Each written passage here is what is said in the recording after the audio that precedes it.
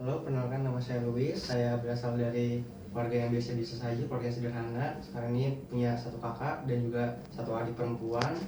Terus dari diri saya sendiri, saya ini orangnya cukup disiplin, sebenarnya mudah bergaul, tapi kelemahannya tuh akhir-akhirnya time manajemennya sedang kayak buruk banget karena mungkin lagi keteteran juga, lagi sibuk banget.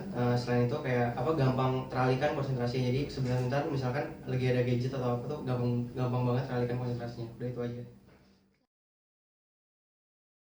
Kelebihannya saya tuh masih kayak banyak banyak mau untuk belajar, jadi kayak bisa open minded. Terus yang kedua itu saya tuh orangnya tegas, yang ketiga bertanggung jawab. Nah kalau misalnya kekurangannya ya itu dia tadi dibilang kan, mudah teralihkan fokusnya, gampang gampang juga capek kayak gitu. Pemimpin yang ideal menurut saya tuh pemimpin yang bisa menciptakan pemimpin yang baru lagi.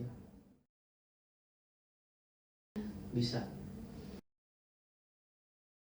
BEM itu sebagai wadah gimana kayak mengembangkan mahasiswa-mahasiswa kita untuk menjadi kayak lebih baik. Apalagi kan kita jadi dokter kan, berarti kita kayak harus bantu juga nih teman-teman di sini. Selain itu kita juga kayak bantu teman-teman untuk merubah paradigma mereka tentang kalau misalnya dokter tuh lebih orientasi terhadap uang atau yang lain gitu.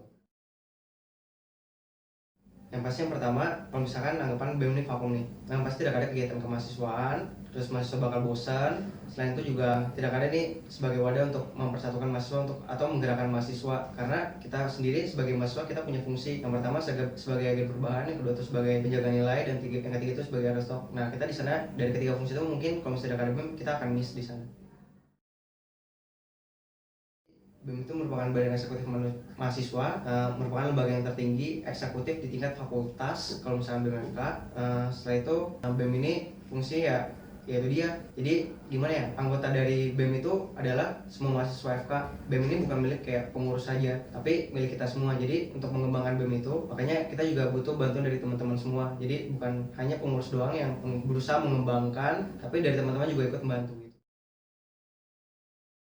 Untuk visi saya, yang pertama adalah saya ingin menjadikan BEM itu sebagai pusat pergerakan dan juga wadah pengembangan bagi mahasiswa yang berorientasi kepada pengabdian masyarakat dan dilengkapi dengan ilmu, keterampilan, dan juga nilai-nilai guna menghadapi permasalahan kesehatan secara lokal dan maupun global. Nah, kalau misinya yang pertama adalah inklusif. Kenapa saya milih inklusif? Karena menurut saya BEM ini harus merangkul semua LK-LK yang ada di fakultas ini. Terus yang kedua adalah optimize, yaitu saya ingin mengupayakan optimalisasi dari kinerja dari pengurus BEM tahun ini. Yang ketiga adalah ensure sustainable. Jadi artinya tuh saya ingin memastikan ada namanya pengembangan secara berkelanjutan. Yang keempat tuh ada from global to local and from local to global. Artinya tuh kita karena kita berada di era AFTA dan juga di era globalisasi, saya menginginkan kalau misi saya tuh saya bisa mengadopsi dari luar dibawa ke Indonesia, kemudian dari Indonesia nanti akan dilemparkan lagi keluar. Jadi supaya kayak suara kita juga terdengar di dunia internasional.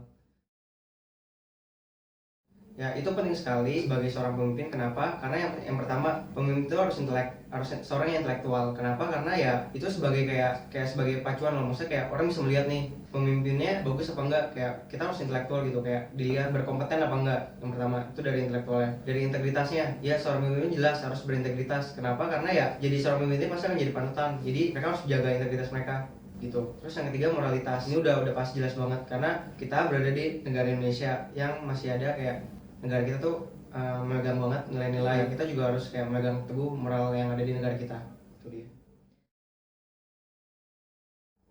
Menurut saya tuh bakal kacau banget kalau misalkan dari salah satu itu. Kenapa? Karena kalau misalnya kita lihat pemimpin itu nggak intelektual, ya gimana gimana bisa dia bawa organisasi mereka untuk supaya berkembang lebih lanjut, karena pasti dia kurang lah ilmunya, kayak kurang pengetahuannya, pasti gak bakal kayak bisa berjalan dengan lancar. Terus yang kedua, integritas. Seorang pemimpin kalau misalnya nggak berintegritas, gimana mau kasih contoh ke pengurus-pengurusnya gitu, ke teman-teman di sekitarnya. Karena menjadi pemimpin itu kayak bukan hanya kayak sebagai jabatan, tapi bisa memberikan dampak gitu. Kayak seenggaknya menjadi pemimpin berarti menjadi inisiator gitu. Jadi mereka memulai, jadi mereka memberikan contoh. Terus yang kedua, moralitas. Kalau misalnya pemimpin nggak ada moralitas, ya kelakuan attitude-nya sangat jidat gitu. Kayak mau gimana gitu. Maksudnya kayak kita punya nilai-nilai kayak misalnya di negara Indonesia misalnya sebagai seorang pemimpin nih, kayak nggak boleh lah mabuk-mabukan gitu-gitu. Kalau misalnya kayak nggak dijaga ya berarti itu udah melanggar yang kedua. Jadi moralitas itu pasti berhubungan dengan integritas gitu. Kayak kita nggak bakal bisa kasih contoh ke yang lain gitu. Lebih banyak memberikan arahan, tapi juga kayak pasti kayak memberikan kesempatan untuk yang lain tuh untuk kayak berkembang gitu. Kayak mereka bebas untuk bereksplorasi tapi dengan arahan yang jelas dari saya. Itu aja sih.